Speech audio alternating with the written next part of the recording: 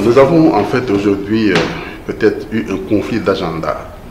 Un conflit d'agenda d'ailleurs organisé par l'État. Depuis le début de cette affaire, l'État s'est débrouillé pour faire en sorte que la candidature de Khalifa Sall ne puisse pas aboutir avant l'élection présidentielle. Je pense qu'aujourd'hui, nous sommes unanimes, tous en tant que Sénégalais, à considérer que Macky Sall a utilisé l'appareil judiciaire et souvent aussi l'instrument de la loi pour écarter des candidatures qu'il jugeait gênantes pour sa réélection comme président de la République du Sénégal. Nous sommes unanimes aussi à avoir remarqué que depuis 2012, il y a eu une obsession du second mandat. Lui seul sait pourquoi. Aujourd'hui, nous en sommes arrivés à un moment où nous étions dans l'obligation de faire un choix politique. Nous avons encore l'échéance du 20 prochain au niveau de la CEDEAO pour faire valoir les droits de Khalifa Ababacar Sall. Nous étions déjà devant la Cour la semaine passée et la Cour nous a fait justement, nous a donné cause en reconnaissant qu'elle était compétente pour la question de la candidature de Khalifa Ababacar Sall. Mais qu'elle ne pouvait pas nous donner une décision provisoire rapide, parce que simplement les questions qui étaient liées à nos demandes provisoires étaient aussi relatives aux questions de fond. Donc la Cour a décidé d'office de programmer l'audience pour discuter des questions de fond le 20 février déjà. Donc nous attendons, nous allons effectivement continuer cette bataille judiciaire, tant au niveau de la CEDEAO, mais aussi encore au niveau justement des instruments des Nations Unies. Pas seulement pour la question de Khalifa Sall d'ailleurs, mais nous avons eu ici des décisions qui sont dangereuses pour vous comme pour moi, pour tous les citoyens et surtout pour les gens qui sont dans la vie publique. C'est-à-dire que pour la première fois dans le monde, nous avons entendu un juge écrire dans une décision qu'une décision en matière pénale, excusez la répétition, elle était exécutoire alors même qu'il restait encore des voies de recours. Ce qui est une incohérence totale, qui est un recul extraordinaire en matière justement de défense des droits de l'homme. L'incohérence d'ailleurs, c'est que, et je le pose encore cette question-là au juge, j'ai dit maintenant, s'il s'agissait d'une question d'une condamnation à mort, d'une peine de mort, qu'alliez-vous faire? Est-ce que vous allez exécuter la personne en attendant d'avoir une autre voie de recours? Donc c'est une incohérence. Donc rien que pour ces questions de principe, il va falloir effectivement continuer la bataille judiciaire jusqu'à ce qu'on ait une décision qui soit protectrice de toutes nos libertés. Aussi bien la liberté des journalistes et des hommes politiques, mais aussi la liberté du simple citoyen. Parce que s'il faut demain appliquer à cette jurisprudence-là à un délinquant même de droit commun, évidemment, ce serait une remise en cause totale justement de ces droits.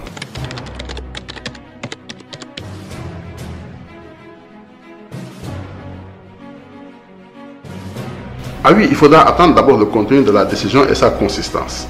Oui, la décision qui va être prise par la CEDEAO va s'imposer à toutes les autorités du Sénégal, et à toutes les institutions du Sénégal, y compris donc le Conseil constitutionnel.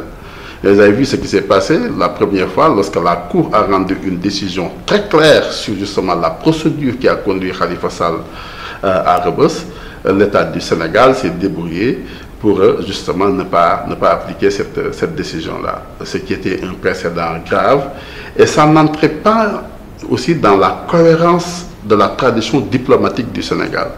Le Sénégal, en matière de droits de l'homme, en matière de démocratie, en matière de défense de l'état de droit, a toujours joué un rôle précurseur, a construit toute une image depuis les indépendants, depuis Senghor, depuis Abdou Diouf, depuis Abdoulaye Wade, pour que le Sénégal puisse paraître comme un exemple à citer dans ces domaines-là.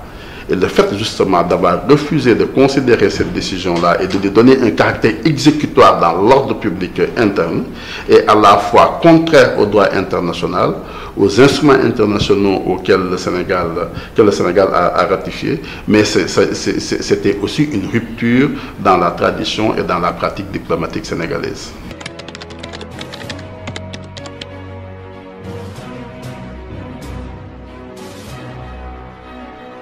Alors, je dois d'abord corriger un certain nombre de choses. Oui, Khalifa Sall était impliqué et il a joué effectivement son leadership dans le choix justement de ce candidat-là, effectivement. Nous avons d'ailleurs eu beaucoup de retard dans la discussion et dans la prise en charge de cette décision parce qu'effectivement, nous n'avions la possibilité de le voir que les lundis. Mais cette décision procède de larges concertations et nous étions tous engagés, que ce soit le Pencco, donc nous-mêmes, que ce soit Cheikh Bamba Dièye, que ce soit Oumar Cissé, que ce soit Makhtar Sourang, que ce soit Djibi Sylla et autres, et tous les autres mouvements qui sont effectivement dans le cadre de Taxawu Sénégal avec Khalifa Ababacar Sall, nous étions engagés à prendre la décision au niveau de Manko, de Taxawu Sénégal à Khalifa Ababacar Sall. C'est-à-dire nous avions renoncé à nos souverainetés partisanes pour confier le pouvoir décisionnel à cette coalition-là que nous avions mise en place ensemble. Et donc, nous-mêmes, nous avons pris part à cette décision-là. Nous avons aussi consulté les bases justement de nos différentes parties pour arriver à considérer peut-être que c'était la meilleure décision. Non pas meilleure en termes de choix, non pas en termes de comparaison entre telle ou telle autre chose. Nous n'étions pas ça, c'était pas ça notre logique.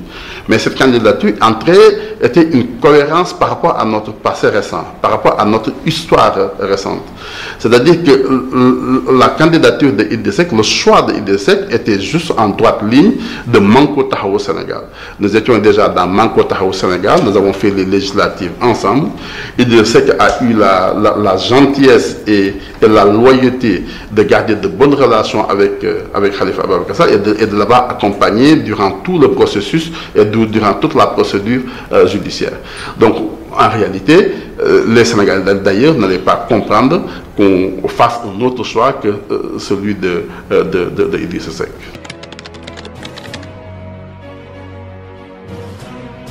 Non, il n'y en a pas. On ne peut même pas il ne pouvait même pas y en avoir. D'ailleurs, nous-mêmes, avant de prendre la décision, notre camarade Gakou avait déjà rejoint Idrissa Seck au niveau justement de cette coalition. Nous autres, nous avions fait le choix de rester ensemble et de prendre effectivement une décision de façon consensuelle dans le cadre d'une démarche claire, nette et précise. Évidemment, nous avons eu un certain nombre de personnes qui pensaient que tel devait être le candidat de notre choix. D'autres avaient déjà commencé peut-être même à travailler avec un candidat de leur choix et en fonction des réalités locales. Mais au niveau central, nous avons discuté, nous avons mis les choses sur la table et nous avons convenu justement de choisir Idrissa Seck comme notre candidat à l'élection présidentielle. Bamba Fall est avec les gens du PS des valeurs. Il n'est pas dans mon parti, l'Alliance démocratique Pencco, donc je ne connais pas tellement les réalités internes qu'il y a au niveau justement du PS des valeurs. Par contre, ce que je l'ai entendu dire me rassure moi. Il dit de toutes les façons, nous n'irons pas avec le pouvoir, nous n'allons pas sonner Macky Sall. J'ai fait la consultation au niveau de mes bases et j'ai vu qu'à 80%, les gens de la Médina sont pour un candidat de l'opposition. Premièrement. Deuxièmement, la première fois que j'ai entendu dans nos rangs quelqu'un parler d'un soutien à Idrissa Seck, ça venait de Bamba Fall. Lorsque nous étions déjà dans le procès de Khalifa Ababacar Sall. Ce qu'il dit maintenant, c'est très cohérent. Il dit qu'aujourd'hui, moi j'ai une base. Il y a une base qui dépend de moi. Je suis dans le cadre justement d'une commune qui s'appelle la Médina, avec des soutiens des gens qui sont avec moi tous les jours. Donc je voudrais que lorsqu'il s'agira de prendre une décision qui soit dans l'intérêt de la Médina et une décision qui soit acceptée par mes mandats. Je trouve qu'en fait c'est un bel exemple de démocratie et je pense effectivement qu'il faut juste attendre que Bamba Fall annonce sa décision.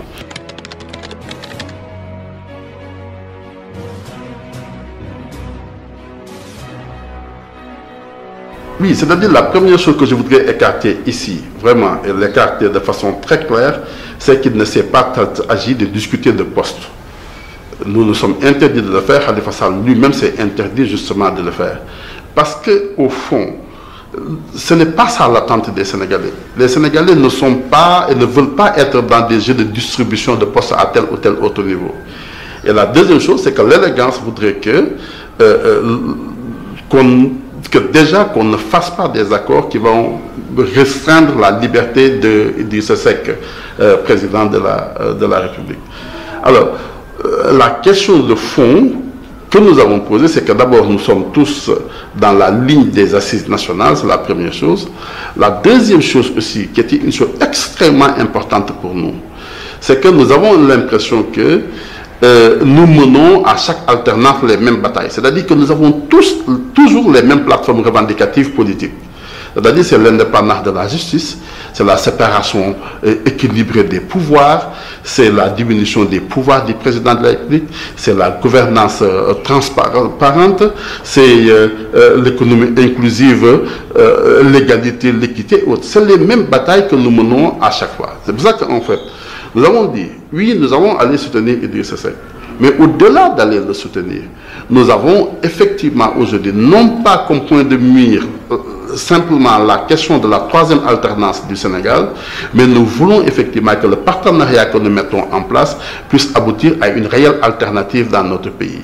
Parce que nous ne pouvons pas continuer à avoir un pays où les seuls juristes et les seuls praticiens du droit connu, c'est les constitutionnalistes.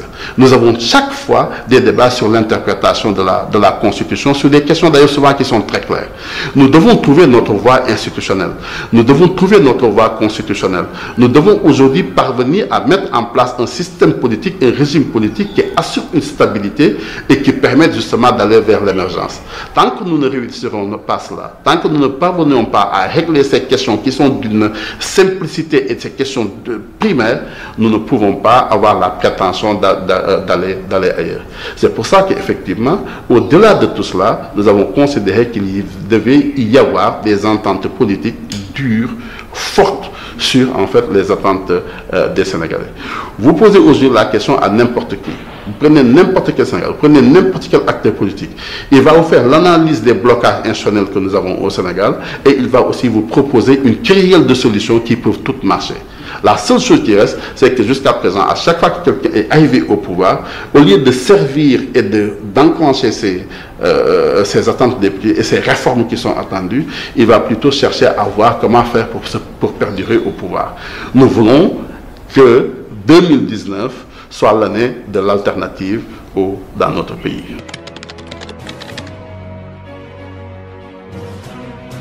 Je veux dire aujourd'hui, c'est-à-dire n'importe quel président élu, et je suis sûr qu'il sait que le premier, parce que c'est lui qui est aujourd'hui en pole position pour être le président de la République, il faut le dire quand même des choses très clairement, n'importe quel président élu va être obligé de considérer les injustices dont Khalifa Sall a été victime et sera effectivement dans l'obligation de le libérer. En tout cas, d'utiliser tous les voies et moyens, tous les voies et moyens justement pour procéder à sa libération.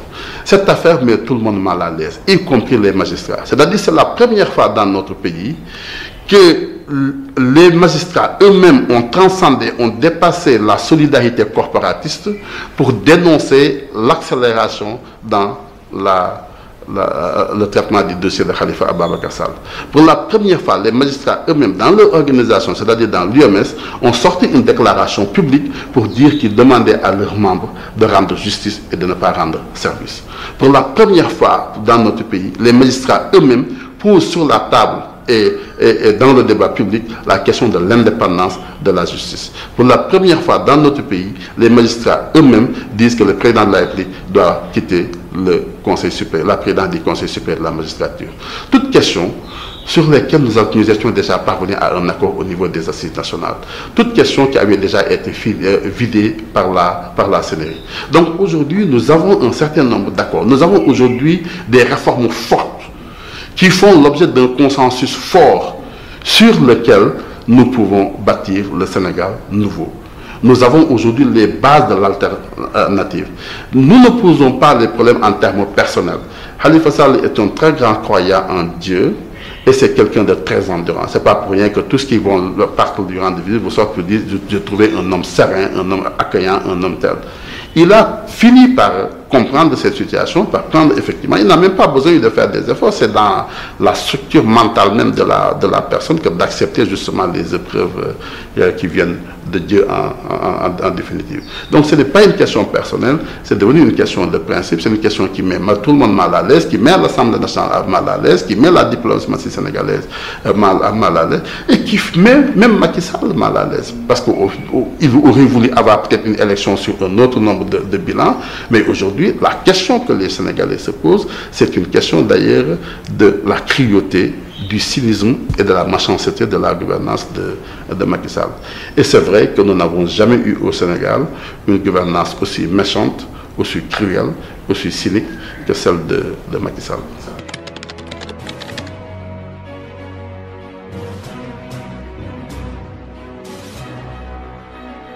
Oui, Macky Sall est obligé de compter sur une victoire au premier tour. Pourquoi? Parce que simplement, il est entré dans tellement de conflits que c'est le seul candidat à ne pas avoir de réserve de voix. C'est-à-dire que c'est le seul candidat aujourd'hui qui ne peut pas te dire en cas de deuxième tour, voilà tel candidat, je peux aller voir tel candidat pour lui demander de me soutenir. Voilà quelqu'un qui pendant 9 ans, pendant 7 ans, est entré en conflit avec tout le monde. Voilà quelqu'un qui considère et qui a considéré que l'exercice du pouvoir, ça donnait juste la force. La force de faire, la force de comprendre. Pour Macky Sall, le pouvoir, c'est la capacité de comprendre. Donc, il en est arrivé à un moment où il s'est lui-même isolé dans le champ politique. Lui-même est parvenu à ne plus avoir de possibilité de collaboration et d'alliance avec n'importe lequel des autres candidats. Et ça, c'était vraiment une inintelligence de notre système politique. Quand vous avez dans un pays où vous avez un système électoral à 2 tours, vous devez vous aménager des possibilités d'alliance pour le second tour. Mais il n'est pas effectivement arrivé à cela. Donc aujourd'hui, il est obligé de tenir ce discours-là. Je suis persuadé, moi, que l'élection présidentielle peut finir au premier tour. Parce qu'effectivement, Macky Sall peut perdre l'élection au premier tour. Rappelez-vous que lors des dernières législatives, il avait fait 49% des voix. Il n'avait pas la majorité déjà pour les élections législatives. Son parti, avec l'engagement des uns et des autres, son engagement personnel, son engagement, l'engagement de ses candidats, qui avaient tous un intérêt personnel à être élus. Chacun est allé se battre au niveau de son département. Il avait neutralisé Khalifa Sall, neutralisé Karim Wade, tout cela.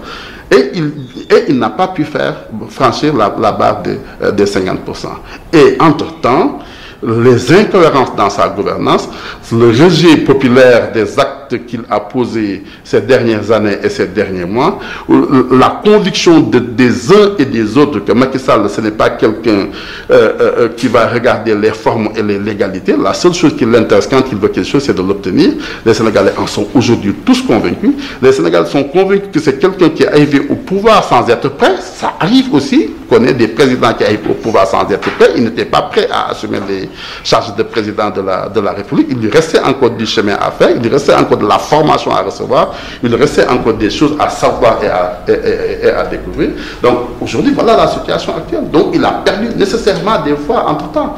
C'est pas pour rien qu'il a violé la loi en allant à gauche et à droite pour aller inaugurer à telle ou telle autre personne. C'est pas pour rien qu'il est allé à 3 h du matin rendre visite à Madame Aïda Mbodj. C'est pas pour rien qu'il continue d'organiser en fait la transhumance ici, qui est contraire d'ailleurs à l'esprit de la Constitution. C'est pas pour rien qu'ils ont manqué de sérénité, c'est pas pour rien qu'ils sont dans la violence aujourd'hui. C'est parce qu'ils ne sont pas confortables, ils savent exactement qu'ils ne peuvent pas gagner l'élection présidentielle. Aujourd'hui, avec la dynamique qui est en train de se développer, Khalifa Sall qui est venu renforcer, nous-mêmes qui sommes arrivés auprès de Idrissa Seck, tous les ténors des partis politiques qui sont arrivés, regardez aujourd'hui, rien qu'aujourd'hui, le nombre de maires de villes qui ont annoncé qu'ils rejoignent la coalition de Idrissa Seck. Regardez aujourd'hui simplement le débat qui se pose au niveau du PDS. Si Wade arrivait à dire qu'il soutient la candidature de Khalifa de Idrissa Seck, pour lui aussi enclencher l'alternative. Pour lui-même, qui le connaît très bien, qui a théorisé très bien, pour juste faire profiter du Sénégal des vertus de l'alternance, intrinsèque d'une alternance dans les moments actuels du Sénégal, oui, Macky Sall les élections peuvent finir dès le premier tour sur, malheureusement, une défaite, ou heureusement d'ailleurs pour nous autres Sénégalais, sur une défaite du président Macky Sall, ce qui irait vraiment à souhaiter.